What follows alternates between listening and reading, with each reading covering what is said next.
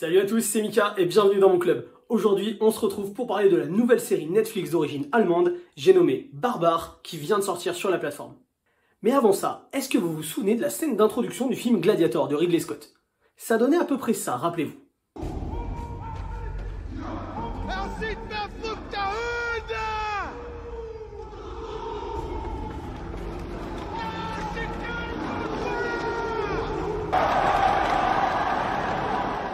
What do you, Quintus?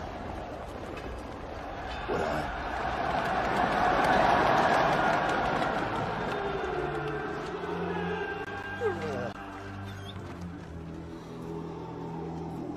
Eh bien la série Barbare, dans la saison 1, c'est en quelque sorte le préquel de Gladiator.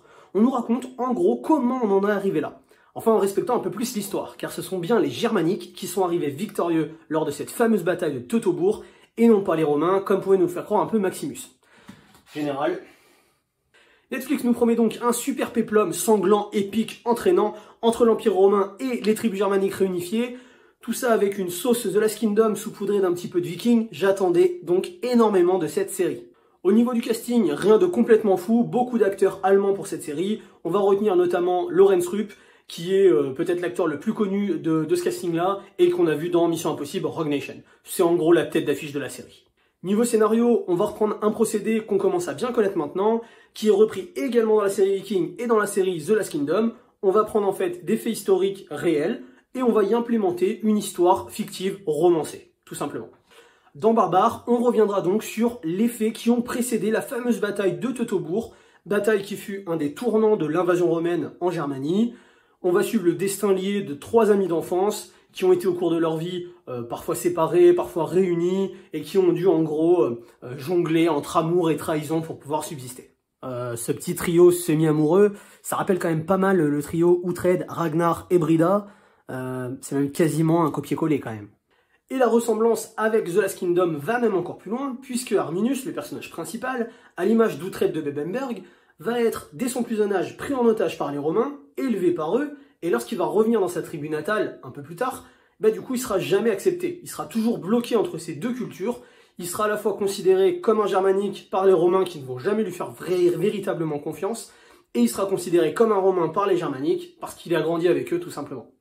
En ce qui concerne la mise en scène et l'aspect visuel de la série, on va noter pas mal de plans en images de synthèse, notamment les grands plans larges quand on va voir le camp romain ou l'armée romaine quand elle est en marche. Ces plans-là sont assez bien faits, assez bien placés, donc c'est pas péjoratif pour le visionnage. On va noter aussi un bon travail des couleurs sur certaines scènes, où on va avoir de la lumière diffuse, notamment dans les tribus germaniques. On a aussi une ambiance assez rougeâtre, qui va être mise à chaque fois qu'on est dans le camp romain ou quand on est en présence de beaucoup de Romains, surtout les personnages importants, et une ambiance plutôt grise et assez macabre quand on va être dans les tribus germaniques pour bien représenter leur côté un peu dur et leurs croyances un peu celtes. Les Romains, parlons-en, je les ai trouvés très bien travaillés. Leurs costumes sont somptueux, les détails sont vraiment très présents, on va partir même jusqu'à aller jusqu'au bracelet, jusqu'aux détails de leur armure. Ils ont aussi une couleur rouge sang qui apparaît très fortement à l'écran. Dès qu'ils arrivent dans un plan, on les remarque vraiment. Ça renforce leur côté sanguinaire, dominateur. Le traitement des Romains en règle générale est très bien fait dans cette série. Pour les tribus germaniques, en gros, c'est tout le contraire. J'ai trouvé leurs costumes assez basiques et assez pauvres en général. Les tribus, les villages, c'est exactement pareil. En gros, c'est 4 cahutes et 20 figurants pour représenter un clan dans sa globalité. J'ai trouvé que c'était plutôt raté sur ce point de vue-là, même si je suis conscient que la série a sûrement voulu rester beaucoup plus réaliste et accentuer encore plus le fait que ce sont des barbares qui sont beaucoup moins nombreux et pas du tout évolués, comparé à l'Empire romain qui est beaucoup plus nombreux, beaucoup plus évolué, etc. Ça, ok, mais j'aurais peut-être préféré quelque chose d'un peu moins réaliste, mais un petit peu plus attractif et un peu plus aguicheur quand même. En ce qui concerne les chorégraphies de combat, je les ai trouvées assez moyennes. Ne vous attendez pas à voir des saltos arrière et des passes d'armes de l'enfer. Non, c'est plutôt assez bourrin, c'est filmé caméra à l'épaule, assez tremblant. En même temps, ça donne un côté beaucoup plus réaliste, et là, ça ne me dérange pas du tout. Ça donne un côté un peu plus bourrin, qui correspond peut-être plus à l'époque, et encore une fois, là, le côté réaliste, dans les scènes de combat, ça ne me dérange pas. Un autre point positif que j'ai trouvé, c'est le respect des langues. Effectivement, tout le monde ne parle pas le même langage, ça renforce en fait encore plus le côté réaliste de la série. Ça nous donne une espèce de semi-VF avec pas mal de sous-titres qui est assez agréable à regarder et qui passe très bien. Avant d'avoir mon avis sur la série, n'hésitez pas à vous abonner et activer la petite cloche pour ne rien louper. Likez et partagez la vidéo si vous l'avez aimé, ça m'aide beaucoup.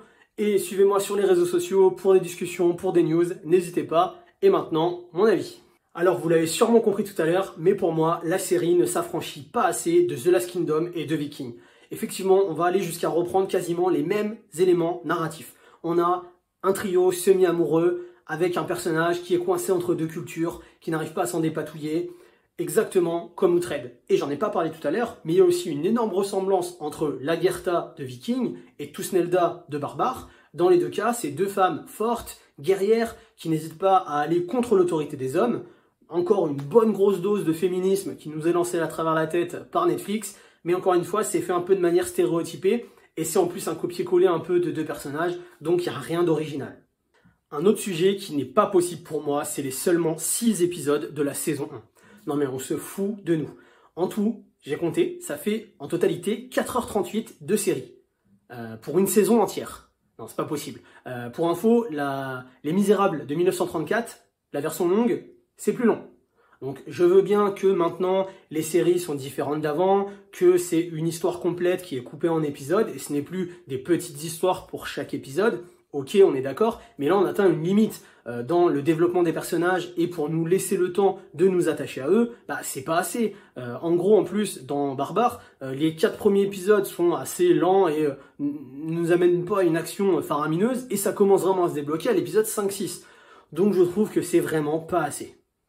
Autre point, c'est la bataille de Teutobourg, le point culminant de la saison 1 dans le dernier épisode.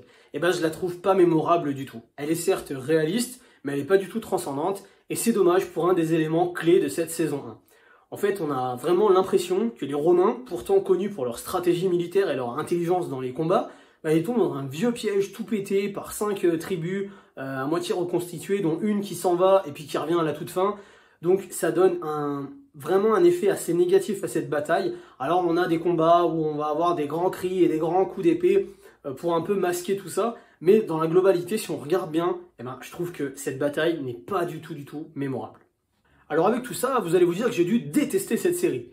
Eh bien non, j'irai pas jusque-là quand même. C'est vrai que les points positifs que j'ai énumérés, comme les costumes des Romains, un certain aspect réaliste à certains moments, le traitement des lumières ou l'esprit un peu macabre qu'il y a dans les tribus germaniques, tout ça m'a surtout donné un goût de trop peu, je suis un petit peu resté sur ma faim en fait.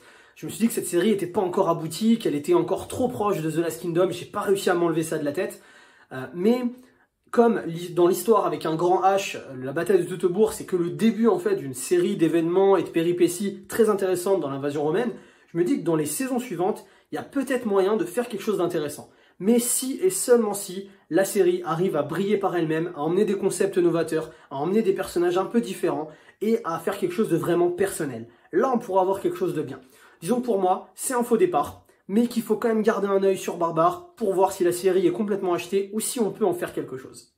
Et voilà, cette critique est maintenant terminée. Encore une fois, c'est mon avis et il n'engage que moi. Dites-moi aussi dans les commentaires si cette série vous a plu à vous ou pas du tout. Sur ce, je vous dis à bientôt pour une nouvelle vidéo. Ciao!